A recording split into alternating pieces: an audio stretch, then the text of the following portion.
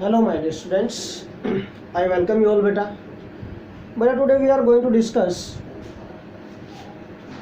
next topic, ionization enthalpy and its factors affecting ionization enthalpy. Okay, तो क्या होती है ionization enthalpy बेटा? First of all we are going to discuss this, define this ionization enthalpy. Ionization enthalpy is represented by delta HI. इससे indicate करते हैं I mean ionization, delta H mean enthalpy, तो delta HI. This is ionization enthalpy बेटा, delta HI. Okay, this is symbol of ionization enthalpy, delta H. Delta H meaning enthalpy और I mean ionization, तो ionization enthalpy. This is symbol of delta ionization enthalpy. Now how we can define this? कैसे इसको define कर सकते हैं? मैं पहले diagram के हेल्प से आपको समझाता हूँ बेटा. Suppose this is any atom and this is the nucleus of any atom बेटा. ये कोई भी एटम है. This is the outermost shell containing electron. Mean ये आउटर मोस्ट सेल है, इसके अंदर ये इलेक्ट्रॉन, तो this is outermost electron. कौन सा इलेक्ट्रॉन होगा बेटा? This is outermost electron. ये है बेटा आउटर मोस्ट इलेक्ट्रॉन. और जो आउटर मोस्ट इलेक्ट्रॉन होता है बेटा, this is most loosely bound. हमेशा क्यों? आउटर मोस्ट मीन सबसे बाहर वाला इलेक्ट्रॉन है ना. These are the inner shells, these are the inner shell, जो इनर सेल्स है इसके. ओके, ये आउटर मोस्ट सेल है. This is outermost shell. Outermost shell, outermost shell के अंदर जो इलेक्ट्रॉन होगा that is outermost electron होगा यहाँ पर. एंड आउटर मोस्ट इलेक्ट्रॉन है तो क्या होगा? Most loosely bound. क्या होगा बेटा ये? सो this is most loosely bound. Most loosely bound electron. Okay, this electron is most loosely bound. सबसे लूजली बाउंड इलेक्ट्रॉन है ये with the nucleus. Okay, now अब भाई इस इलेक्ट्रॉन को निकालने के लिए जो एटम है, हमने एज्यूम किया एक और पॉइंट यहाँ पर, this atom is isolated. Isolated mean अकेला, नॉट बॉन्डेड, किसी अदर एटम के साथ कोई बॉन्ड नहीं बना रखा है इसने. एंड गैसियस फॉर्म में, आइसोलेटेड गैसियस एटम. कंडीशन है बेटा ये कि आइसोलेटेड गैसियस एटम है. इसके जो मोस्ट लूजली बाउंड इलेक्ट्रॉन है, इसको रिमूव करने के लिए जो एनर्जी हमें सप्लाई करनी पड़ेगी, जो एनर्जी रिक्वायर्ड होगी, that is called ionization enthalpy. Simple सी बात है, ठीक है. तो इस इलेक्ट्रॉन को रिमूव करने के लिए हमें एनर्जी सप्लाई करनी पड़ेगी इस एटम को बेटा. इसको एनर्जी सप्लाई करेंगे तो एनर्जी रिक्वायर्ड. एनर्जी क्या होगी बेटा? ये this energy is required. Energy required बेटा. तो this energy required to remove किसको? Most loosely bound electron. जब ये एनर्जी सप्लाई करेंगे then what happen? This electron is removed. Electron remove हो जाएगा यहाँ से. तो मिनिमम अमाउंट ऑफ एनर्जी. अब वही बात है, एनर्जी सप्लाई कर रहे हैं तो भाई कितनी ज़्यादा सप्लाई कर, तो बहुत ज़्यादा सप्लाई कर सकते हैं, बट हमें कितनी सप्लाई करनी है? थोक के भाव में थोड़ी.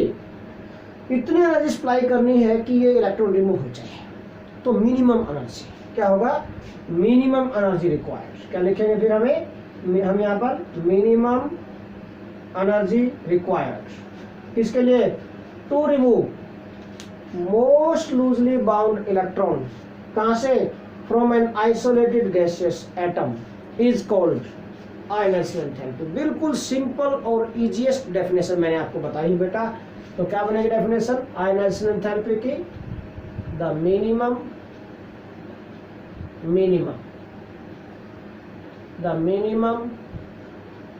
amount of energy required, the minimum amount of energy required to remove most loosely bound electron. और मोस्ट लूजली बाउंड इलेक्ट्रॉन कहाँ होते हैं? हमेशा आउटर मोस्ट सेल में होते हैं बेटा. फ्रॉम an isolated gaseous atom is called ionization enthalpy, इसको बोलते हैं बेटा हम ionization enthalpy, represented by delta H I, इसको डेल्टा एच आई से रिप्रेजेंट करते हैं बेटा। ओके नाउ अब भाई आयनाइजेशन एंथैल्पी का दूसरा नेम आयनाइजेशन पोटेंशियल है। Ionization enthalpy is also called ionization potential, why, क्या रीजन है? ओके तो क्वेश्चन फॉर्म में लिख देता हूं मैं, व्हाई आयोनाइजेशन, बेटा स्पेलिंग में एस भी आ सकता है यहाँ पर और जेड भी आ सकता है। इंडियन डिक्शनरी के अकॉर्डिंग ऐसा आ सकता है, फॉरेन डिक्शनरी के अकॉर्डिंग जेड आता है, दोनों स्पेलिंग ठीक है। Okay why ionisation enthalpy is called ionization potential. Ionization potential क्यों बोलते हैं इसको? Why this is called ionization potential also. Ionisation enthalpy को कई बार हम आयोनाइजेशन पोटेंशियल भी बोल देते हैं, व्हाई इट इज सो। क्यों बोलते हैं इसको आयोनाइजेशन पोटेंशियल? बेटा आपने 10th क्लास में 9th क्लास में डिस्कस किए थे discovery of electron proton neutron, 11th में भी है। ओके 11th में भी है, सेकंड चैप्टर की स्टार्टिंग में, स्ट्रक्चर ऑफ एटम की स्टार्टिंग में है discovery of electron proton neutron. Okay वहां पर आपने रीड किया हुआ बेटा, एक डिस्चार्ज ट्यूब होती है, डिस्चार्ज ट्यूब। डिस्चार्ज ट्यूब में इलेक्ट्रॉन को रिमूव करने के लिए कुछ पोटेंशियल डिफरेंस सप्लाई किया जाता है। तो कोई भी हम गैसेस फॉर्म में एटम लेंगे, वहां पर गैसेस फॉर्म में रहने पड़ेंगे हमें, कोई सॉलिड और लिक्विड थोड़ा भरना, उसके अंदर गैस भरेंगे हम, गैस फिल करेंगे। तो कोई भी आइसोलेटेड गैसेस एटम है, उसमें से इलेक्ट्रॉन रिमूव करने के लिए मिनिमम पोटेंशियल सप्लाई करनी पड़ती है। Minimum potential is applied to remove most loosely bound electron from an isolated gaseous atom. Okay so this is also called ionization potential. अब गैसेस एटम है या गैसेस मॉलिक्यूल है, वो इलेक्ट्रॉन लूज करेगा तो क्या हो जाएगा बेटा? आयोनाइज हो जाएगा। आयोनाइज होगा, आयन्स में कन्वर्ट होगा, कटायन में कन्वर्ट हो जाएगा, इलेक्ट्रॉन का लॉस करेगा तो प्लस इलेक्ट्रॉन रिमूव हो गया। ओके तो आयन्स में कन्वर्ट हुआ, आयन में कन्वर्ट होने के लिए पोटेंशियल जो सप्लाई करनी पड़ी उसको हम बोले आयोनाइजेशन पोटेंशियल। इसलिए देखो आयोनाइजेशन एंथैल्पी को आयोनाइजेशन पोटेंशियल भी बोलते हैं। व्हाई इट इज सो, ऐसा क्यों है बेटा? Because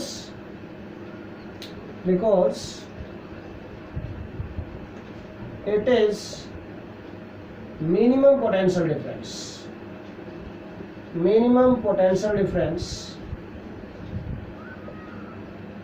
or minimum potential supplied to remove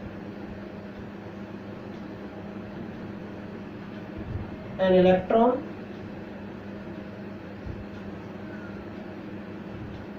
minimum potential difference supplied किसमें? इन ए डिस्चार्ज ट्यूब। किसके अंदर? ये इन ए डिस्चार्ज ट्यूब। यहाँ पर इंडिकेशन डाल देता हूँ बेटा मैं, ताकि आपको पता रहे, माइंड में रहे। इन ए डिस्चार्ज ट्यूब। तो डिस्चार्ज ट्यूब में आप कोई भी गैसेस मॉलिक्यूल लेंगे, गैसेस एटम लेंगे, उस गैसेस एटम में से इलेक्ट्रॉन को, मोस्ट लूज इलेक्ट्रॉन को बाहर निकालने के लिए मिनिमम पोटेंशियल डिफरेंस सेटअप करना, आपको सेटअप करना पड़ता है, सप्लाई करना पड़ता है। ओके बेटा, because it is minimum potential difference supply to remove an electron और to remove most loosely bound electron from an isolated gaseous atom. Okay to remove most loosely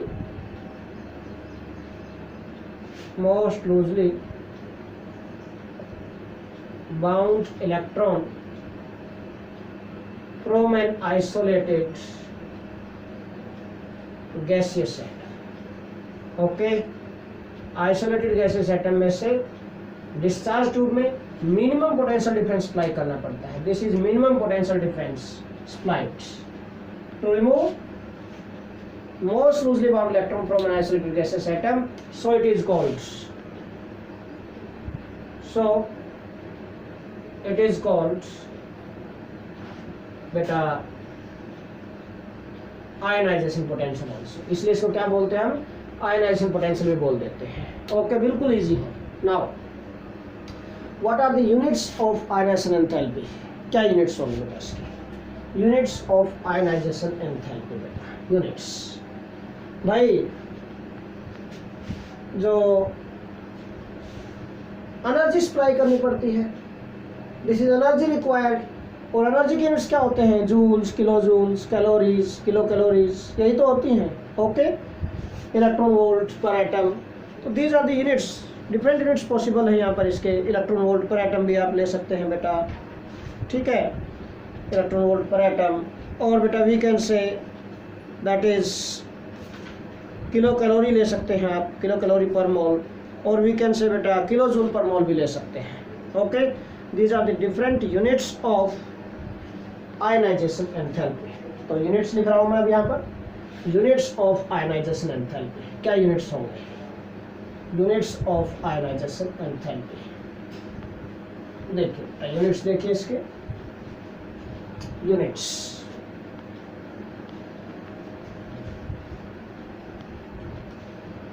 units of ionization enthalpy. क्या units होंगे इसके, वो देखने आपको अभी। देखिए units क्या हो सकते हैं इसके, इलेक्ट्रॉन वोल्ट पर एटम, और वी कैन से बेटा किलो कैलोरीज पर मोल, और kilo joules per mole. These are the units of बेटा आयनाइजेशन एंथैल्पी। ये आयनाइजेशन एंथैल्पी के यूनिट्स होते हैं। 1 इलेक्ट्रॉन वोल्ट पर एटम जो होता है, 1 इलेक्ट्रॉन वोल्ट पर एटम बेटा किलो कैलोरीज और किलो जूल्स के साथ मैं आपको रिलेशन बता रहा हूँ इसका।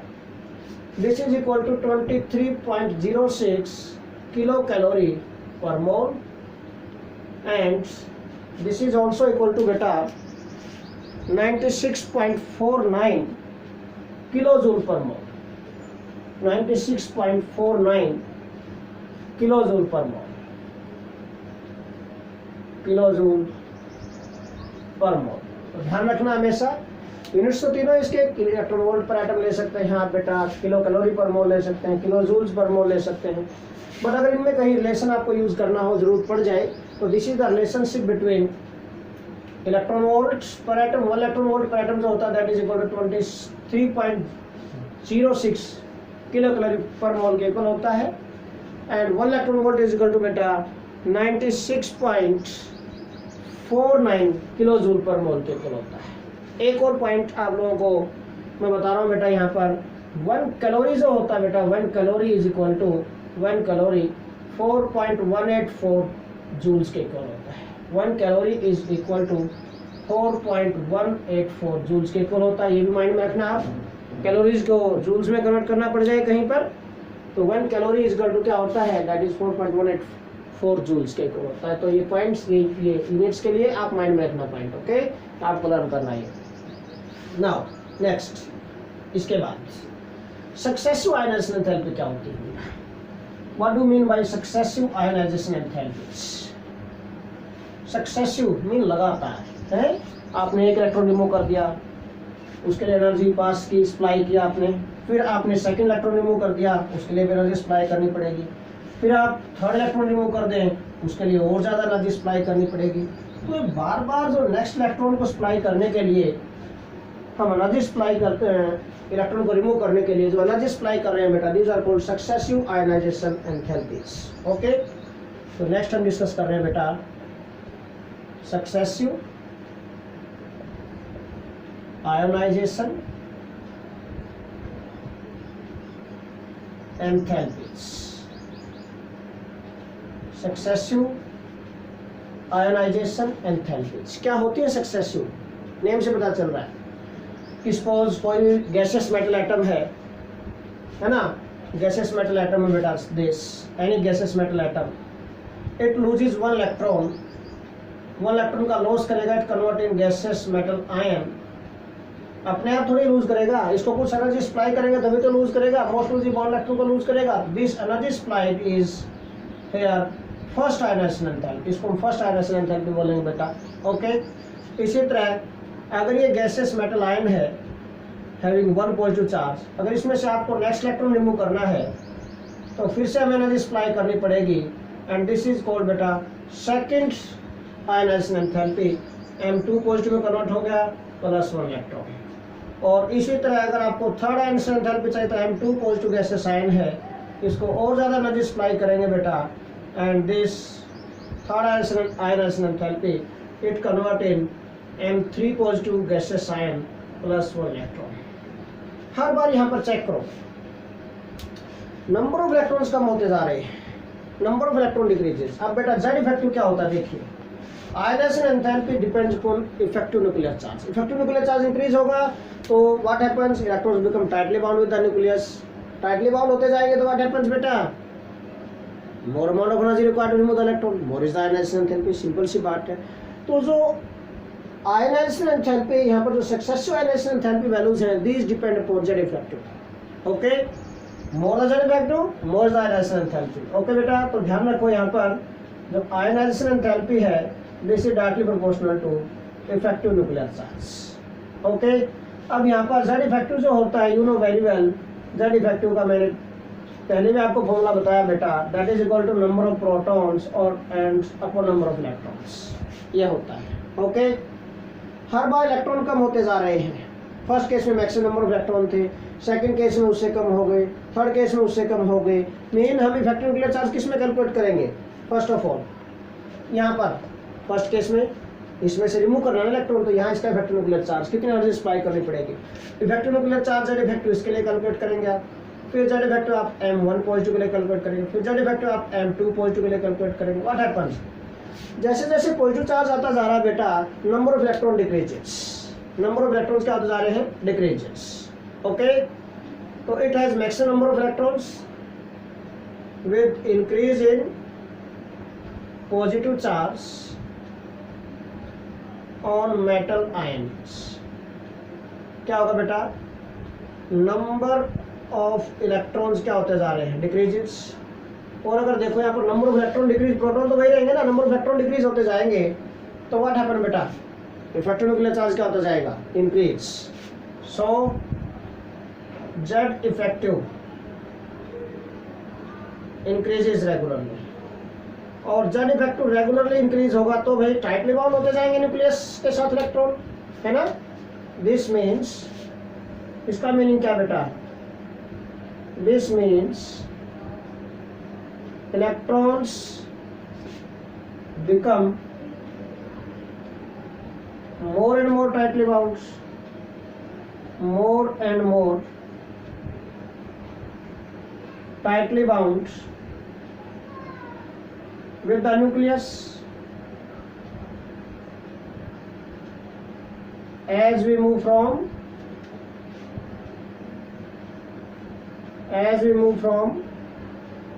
metal gaseous atom to metal ion, and this from this to metal 2 positive ion. Okay, and ये हो गया this.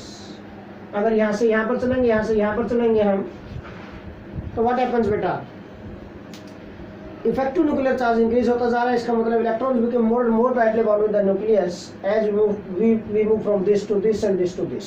Okay, so what happens बेटा, अगर इफेक्टिव न्यूक्लियर चार्ज इंक्रीज होता जाएगा तो more amount of energy required to remove the electron, more is the ionization enthalpy. So more and more energy is required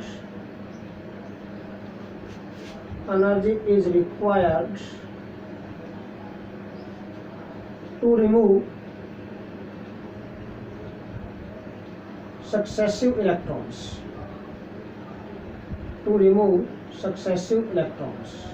okay, successive electrons को निकालने के लिए, remove करने के लिए ज़्यादा से ज़्यादा एनर्जी चाहिएगी, and hence ionization enthalpy increases. We can say क्या बेटा, आयनाइजेशन एंथैल्पी क्या होती जाएगी, इंक्रीज होती जाएगी यहाँ पर ionization enthalpy.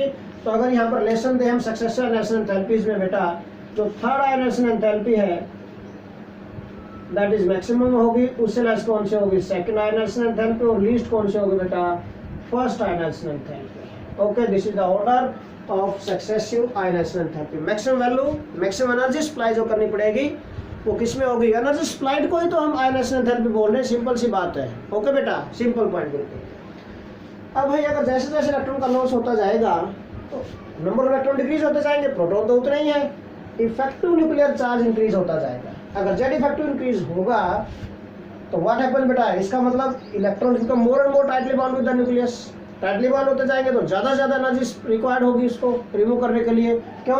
Because ionization enthalpy directly proportional to effective Z effective. Okay बेटा, so more and more amount of energy required to remove successive electron, and hence more is ionization enthalpy, or we can say and hence ionization enthalpy increases regularly. Regularly क्या होती जाएगी? Increase होती जाएगी regularly. Okay, and hence we can say ionization enthalpy increases regularly, लगातार regularly increase होती रहेगी ionization enthalpy. तो based upon this point we can say third ionization enthalpy जो होगी मैक्सिमम होगी इसकी वैल्यू, उसी में सेकंड आयनाइजेशन एंथैल्पी को लीस्ट किसकी होगी बेटा? फर्स्ट आयनाइजेशन एंथैल्पी की वैल्यू होगी। ओके, नाउ इसके बाद हम आते हैं main point, that is factors affecting ionization enthalpy का। कौन कौन से फैक्टर्स हैं जो आयनाइजेशन एंथैल्पी को अफेक्ट कर सकते हैं बेटा? Okay, now factors affecting ionization enthalpy, factors affecting बेटा, factors affecting ionization enthalpy. Different factors are there, 5 factors हैं भाई which affect this ionization enthalpy. Okay, we discuss these factors one by one. Factors affecting ionization enthalpy. देखिए, बड़ा important topic है, बहुत ज़्यादा use होता है, not only in 11th 12th में भी कहीं भी यूज हो सकता है। ओके, तो ये ऐसे इंपॉर्टेंट टॉपिक है। तो बेटा 11th की जो केमिस्ट्री है आपकी, this is base for 12th, ये ध्यान रखो, ठीक है। 12th में जिन बच्चों के अच्छे मार्क्स आते हैं इनको 11th की केमिस्ट्री अच्छी आती है, इसका मतलब ये है बेसिक्स क्लियर है, बेसिक्स क्लियर है, then they can understand easily, otherwise not, simple सी बात है। Okay, now factors affecting ionization enthalpy, कौन कौन से फैक्टर्स हैं जो अफेक्ट करेंगे इसको? फैक्टर्स अफेक्टिंग, तो different factors are there. First देखिए, first factor is atomic size, पहले न्यूक्लियर चार्ज ले लेते हैं चाहे, ठीक है। फर्स्ट फैक्टर इज, चलो एटॉमिक साइज ले लेते हैं, atomic size. Second is nuclear charge, nuclear charge, nuclear charge. Third factor is बेटा penetration effect, penetration effect, and fourth factor is shielding or screening effect, shielding or screening effect. Fifth factor is beta electronic configuration, electronic configuration, electronic configuration. Okay, mean more stable होगी electronic configuration, तो electron easily remove नहीं कर सकते उसको, तो ज़्यादा एनर्जी चाहिए। मीन इलेक्ट्रॉनिक कॉन्फ़िगरेशन की स्टेबिलिटी है, जो stability of electronic configuration, stability of ऐसे बोल सकते हैं आप, स्टेबिलिटी ऑफ इलेक्ट्रॉनिक कॉन्फ़िगरेशन। तो these are the factors affecting ionization enthalpy. We discuss this one by one बेटा। First of all atomic size, atomic size first factor को discuss करते हैं। एटॉमिक साइज बेटा, सपोज हम 2 एटम्स ले लेते हैं, 2 atoms, one has smaller size, atomic size small है इसका, दिस इज इलेक्ट्रॉन, ये न्यूक्लियस है, ठीक है, and we take another atom which has larger size, this is the nucleus of this atom, ये electron. Okay, this is smaller size atom है, and this atom has larger size. Atomic size increase होने से क्या होता है? What happens बेटा? You know very well, with increase in atomic size electrons go away from the nucleus, nucleus से दूर जाएंगे electrons, and if these electrons go away from the nucleus then nuclear charge per electron decreases. तो क्या होगा? With increase in atomic size क्या होगा बेटा? With increase in atomic size,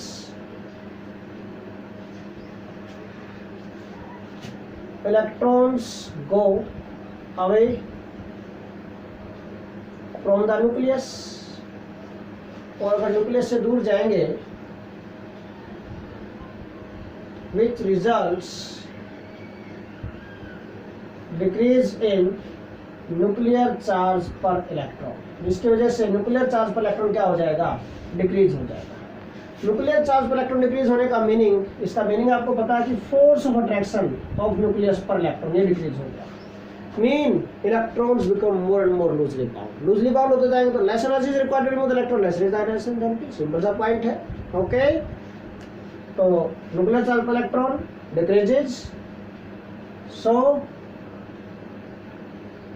electrons become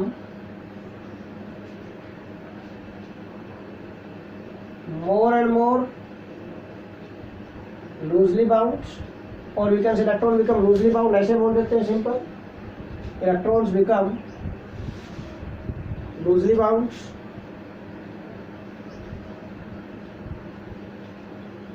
so less amount of energy is required, less amount of energy is required to remove the electron,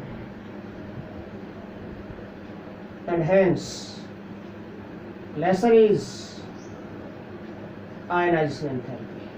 इस ionization enthalpy में क्या होगी, less होगी। इसका मतलब क्या है, अगर एटॉमिक साइज इंक्रीज हुआ तो ionization enthalpy क्या होगी, डिक्रीज। तो कैसा लेसन बनाया बेटा, ionization enthalpy is inversely proportional to atomic size. Mind में रखना हमेशा, बिल्कुल इजी पॉइंट बता दिया मैंने आपको, ये लो, ionization enthalpy is inversely proportional to atomic size. अगर एटॉमिक साइज इंक्रीज होगा तो आयोनाइजेशन एंथैल्पी क्या होगी, डिक्रीज होगी। हमेशा माइंड में रखना पॉइंट, क्यों, because with increase in atomic size electrons go away from the nucleus, दूर जाएंगे तो सिंपल सी बात है nuclear charge per electron decrease होगा।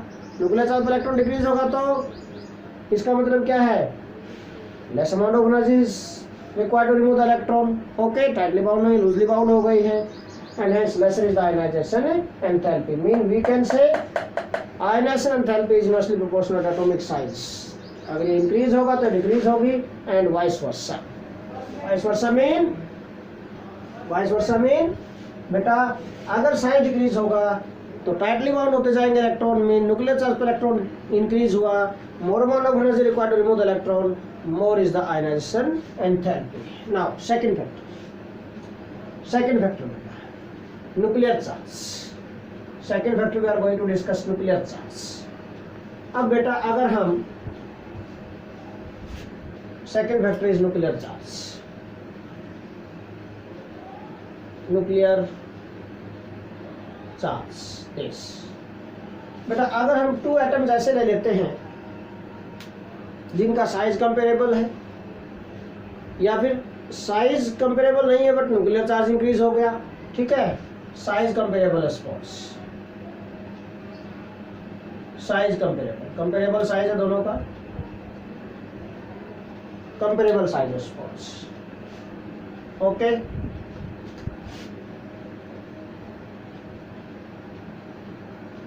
बोथ ऑफ दीज एटम है कंपेरेबल साइजेस, एटॉमिक साइजेस क्या इनके कंपेरेबल हैं। अगर atomic size comparable what happen बेटा, तो साइज पर बेस होगा तो हम नहीं एक्सप्लेन कर पाएंगे, तो हमें फिर न्यूक्लियर चार्ज पर जाना पड़ेगा। Nuclear charge mean charge present on the nucleus अगर मोर होगा देन इसका मीनिंग क्या है, this nucleus attract outermost electron more strongly toward itself then this. Okay, अगर मान लेते हैं इसका कि it has more nuclear charge and this atom has less nuclear charge, इसका न्यूक्लियर चार्ज लेस है। ओके, तो जिस केस में मोर न्यूक्लियर चार्ज होगा, देखो मैंने यहाँ सिंगल लाइन से फोर्स अट्रैक्शन दिखाया, डबल लाइन से इसका मतलब force attraction is more strongly attract करेगा nucleus to this outermost electron toward itself, mean more tightly bound हो जाएगा। More amount of energy required to remove the electron, more is the ionization enthalpy. Simple सी बात है, क्या होगा इसका मतलब, जितना ज्यादा बढ़ रहा है न्यूक्लियर चार्ज, इलेक्ट्रॉन को रिमूव करने के लिए एनर्जी भी ज्यादा सप्लाई करनी पड़ रही है आपको, मीन आयोनाइजेशन एंथैल्पी बढ़ती जा रही है। कैसा लेसन बना, डायरेक्टली प्रोपोर्शनल बना बेटा, मीन आयोनाइजेशन एंथैल्पी है this is directly proportional to nuclear charge, nuclear charge के डायरेक्टली प्रोपोर्शनल है बेटा ये, this is directly proportional to nuclear charge. Okay, keep this point in your mind. इसका meaning क्या है? More the nuclear charge, then क्या होगा? More tightly the और the electrons become more and more tightly bound with the nucleus, or electrons become more tightly bound with the nucleus as more the nuclear charge, then electrons, or we can say outermost electrons, become more tightly bound with the nucleus. Then outermost electron becomes more tightly bound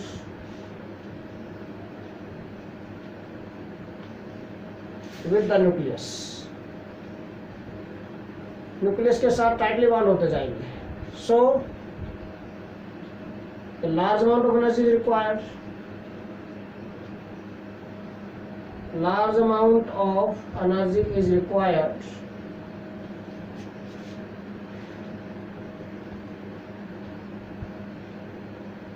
to remove the electron. To remove the electron, and hence more is the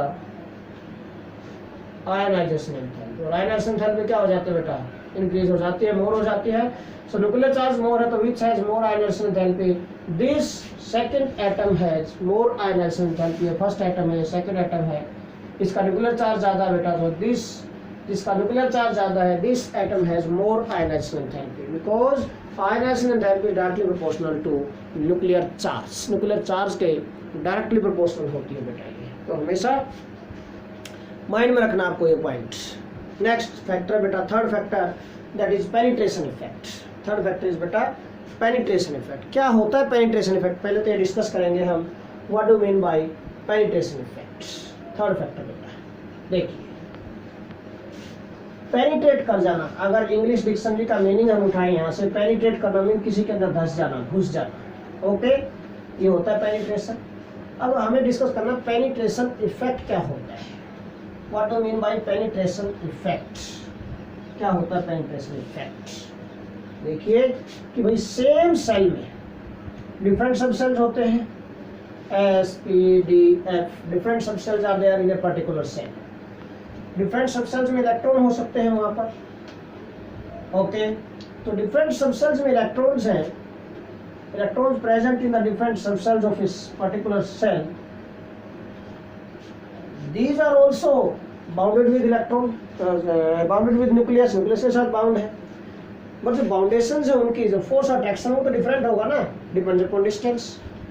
जो सब cell नजदीक होगा nucleus के, उसका electron tightly bound होगा with the nucleus. जो दूर होता जाएगा तो लूजली बाउंड होते जाएंगे. सिंपल सा पॉइंट है. तो देखिए, suppose this is nucleus, first shell, second shell, third shell, fourth shell. Suppose ये फोर्थ सेल, और इस फोर्थ सेल में मैंने डिफरेंट सबसेल ले लिए हैं. डिफरेंट सबसेल्स में दूसरे मार्कर से दिखा देता हूँ. Suppose here this is S subshell, ये पी सबसेल, ये डी सबसेल, ये F subshell, S P D F. ये डिफरेंट सबसेल्स मैंने रिप्रेजेंट कर दिया आपको. ओके, तो यहाँ इलेक्ट्रॉन है, सपोज यहाँ इलेक्ट्रॉन है, यहाँ इलेक्ट्रॉन, यहाँ इलेक्ट्रॉन. तो these electrons are bounded with the nucleus. Now can you tell me which electron is most strongly bound with the nucleus? कौन सा जो नियरेस्ट होगा? सिंपल सी बात है, as we go away from the nucleus then force of attraction of the nucleus क्या होता जाएगा? डिक्रीज. सिंपल सी बात है. तो s electrons are most tightly bound, उससे लेस पी, उससे लेस डी, उससे लेस एफ होते जाएंगे. इसको बोलते हैं पेनिट्रेशन इफेक्ट. पेनिट्रेट होना, स्ट्रांगली अट्रैक्ट हो जाना. ओके, तो क्या डेफिनेशन बनेगी? Penetration effect. थर्ड फैक्टर है पेनिट्रेशन इफेक्ट.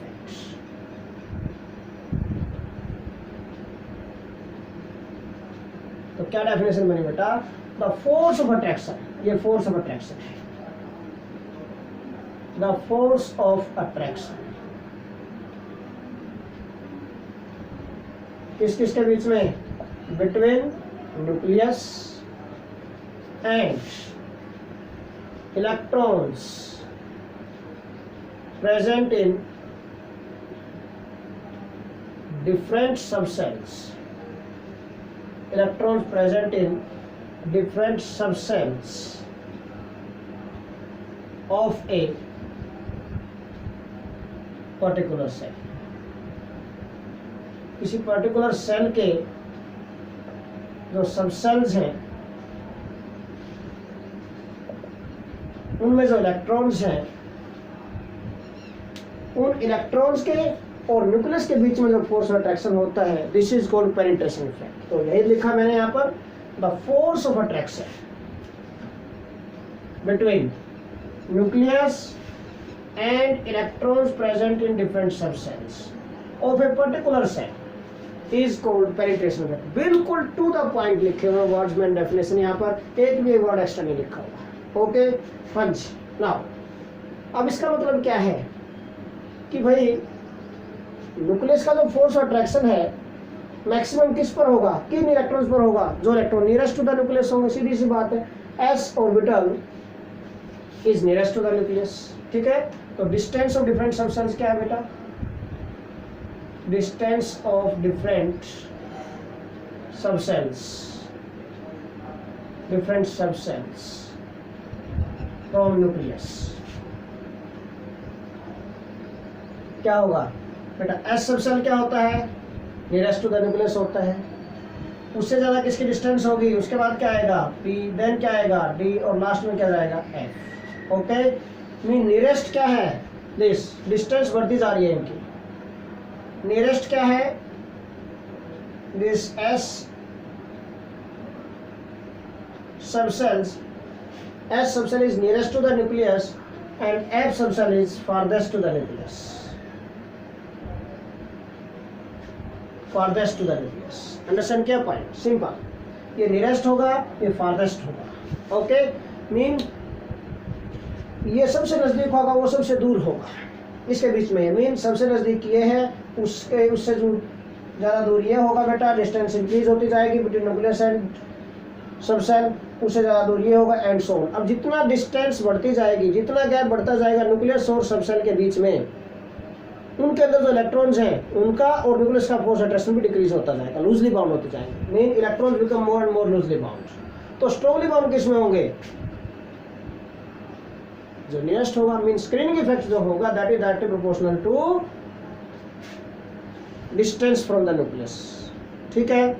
अगर डिस्टेंस ज्यादा होगी, sorry inversely proportional to distance from the nucleus. Okay, distance कम होगी तो स्क्रीनिंग इफेक्ट ज्यादा होगा। मीन देयरफॉर स्क्रीनिंग इफेक्ट किसका होगा, अगर डिस्टेंस इंक्रीज होती है with increase in distance from the nucleus, nuclear charge per electron क्या होता जाएगा, decreases. Nuclear charge per electron decrease होगा तो इलेक्ट्रॉन लूजली बाउंड होते जाएंगे, सो electrons become loosely bound, so electrons become loosely bound, more and more loosely bound होते जाएंगे। तो strongest तो strongly bound किस में होंगे, S subshell nearest to the nucleus है तो strongly bound होंगे, most strongly bound होंगे, most strongly bound होंगे electrons with the nucleus, with the nucleus। और इसमें क्या होंगे, मोस्ट लूजली बाउंड होंगे। Electrons are most loosely bound with the nucleus, with the nucleus. अब ये पॉइंट आप लोगों को ध्यान में रखना है, ठीक है।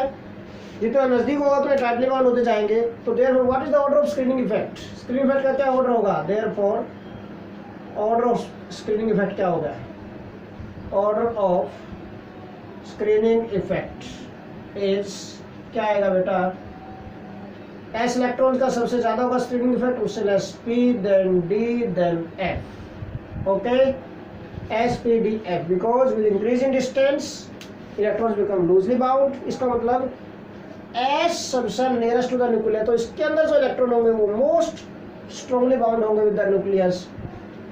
Mean nuclear charge per electron maximum होगा इनके लिए, इजीली लूज नहीं हो सकते। Maximum amount of energy is required to remove the electron. Maximum is the ionization enthalpy for the electrons of S subcell in a particular cell.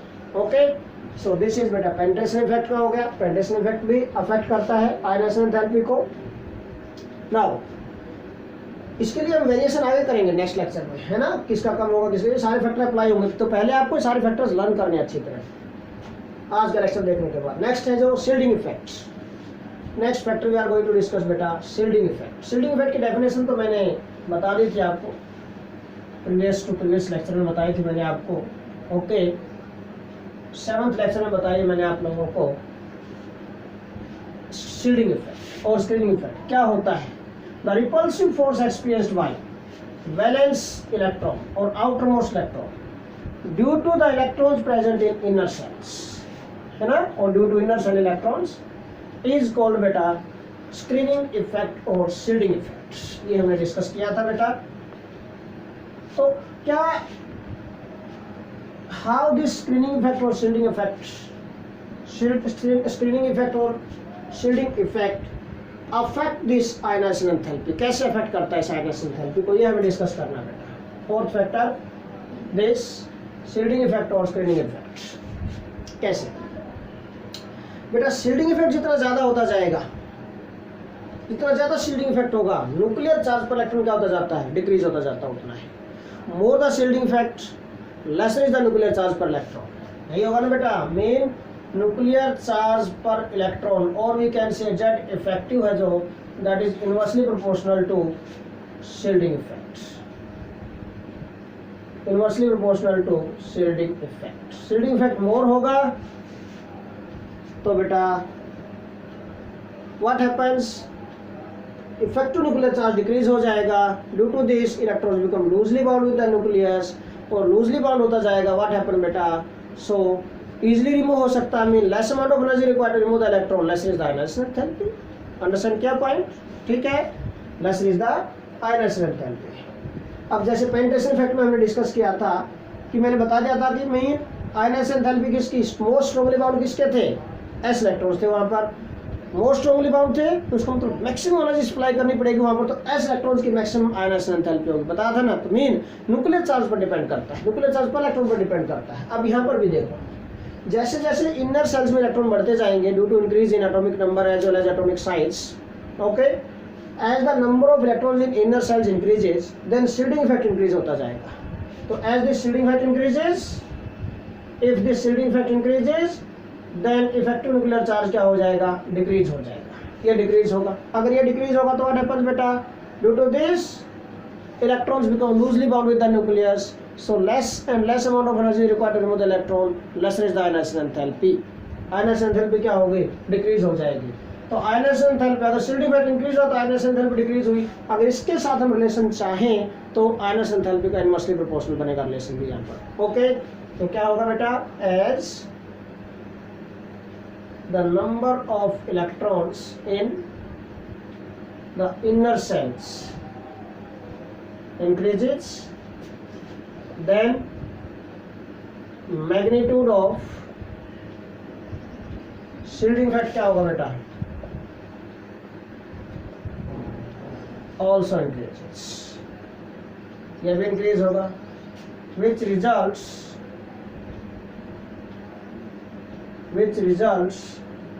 decrease in magnitude of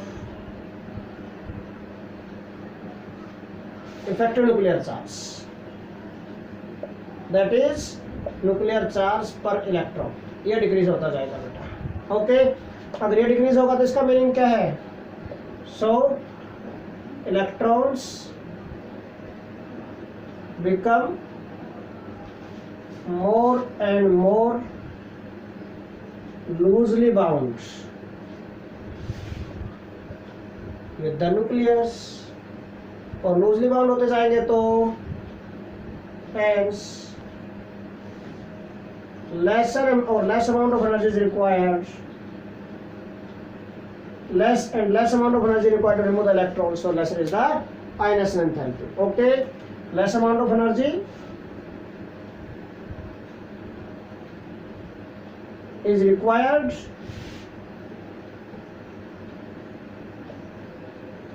to remove the electrons, or we can say outermost electron, and hence we can say ionization enthalpy decreases. इसका मतलब क्या है, ionization enthalpy decrease होती जाएगी. इसका meaning अगर हम इस कंक्लूजन से रिलेशन बनाए ionization enthalpy और shielding effect का, तो ionization enthalpy is inversely proportional to shielding effect. Shielding effect mean more the shielding effect, क्या बना भाई, मोर द शील्डिंग एनर्जी जितना ज्यादा होगा इलेक्ट्रॉन लूजली बाउंड होता जाएगा, less energy required to remove the electron, less is the ionization enthalpy mean कैसा बना, इनवर्सली प्रोपोर्शनल बन गया.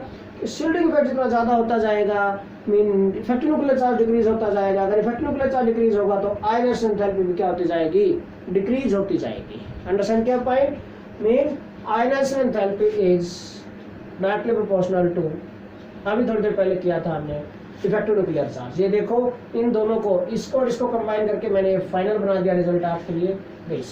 ओके बेटा, ये पॉइंट माइंड में रखना कि ionization enthalpy directly proportional to nuclear charge per electron और effective nuclear charge. This is further depends upon किस पे बेटा, this is further depends upon बेटा this shielding effect. Shielding effect के साथ कैसा रिलेशन में रहेगा इसका, इनवर्सली प्रोपोर्शनल. अब यहाँ से देखो कि अगर ये डिक्रीज, अगर शील्डिंग इफेक्ट का मैग्नीट्यूड इंक्रीज होगा तो effect nuclear charge decrease, mean nuclear charge per electron decrease हुआ, इसका मतलब ionization enthalpy भी क्या हो जाएगी, डिक्रीज हो जाएगी. Simple. So this is effect of, in this way this shielding और screening effect affect this ionization enthalpy. Last factor बेटा stability of electronic configuration. How this stability of electronic configuration affect ionization enthalpy. अब ये discuss कर रहे हैं बेटा, stability of electronic configuration, ये कैसे अफेक्ट करेगी, इलेक्ट्रॉनिक कॉन्फिगरेशन की स्टेबिलिटी कैसे अफेक्ट करेगी, इसको हम ये डिस्कस कर रहे हैं. Okay, how this affect. भाई पहले भी हम डिस्कस करते हैं कि अगर जितनी ज्यादा स्टेबल होगी इलेक्ट्रॉनिक कॉन्फिगरेशन, मोर स्टेबल होने का मीनिंग क्या है कि वहां पर इलेक्ट्रॉन्स भाई मोर स्टेबल हैं, सीधी सी बात है, इजीली रिमूव नहीं होंगे. अगर कोई स्टेबल इंसान है उसको अनस्टेबल करने की कोशिश करोगे तो जल्दी से अनस्टेबल नहीं होगा. ओके, हाँ जी, सिंपल सी बात है कि mean stability of electronic configuration. भाई अगर इलेक्ट्रॉनिक कॉन्फिगरेशन हाफ फील्ड और फुल्ली फील्ड है, you know very well exactly half filled and fully filled electronic configuration are more stable than others, है ना. As we know exactly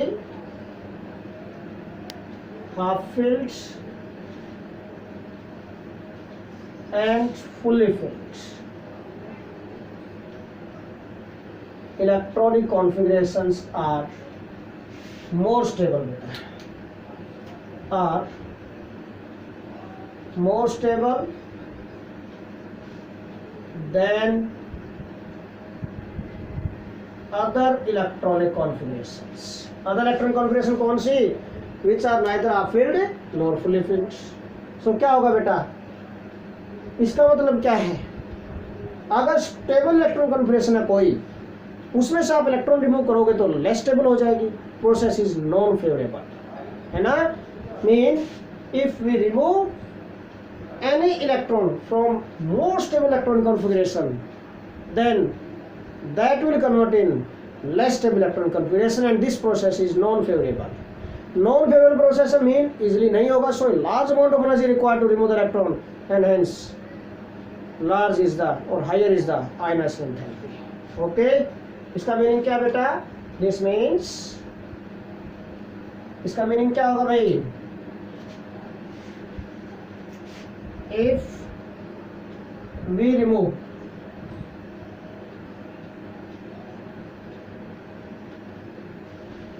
any electron or if we remove electron from, if we remove electron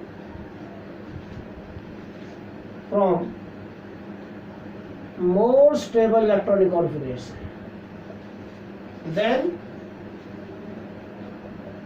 it will convert in or it will change to less stable electron configuration. Less stable electronic configuration. And this process is non-favorable. Every process is going for stability, more stability के लिए, less stability के लिए नहीं. This process is non-favorable.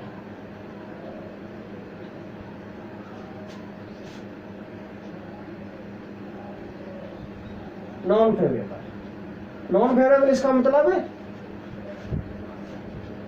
not possible easily. Not easily possible. Easily possible नहीं होगा non-favorable का meaning. Okay, सो क्या होगा बेटा? सो a large amount of energy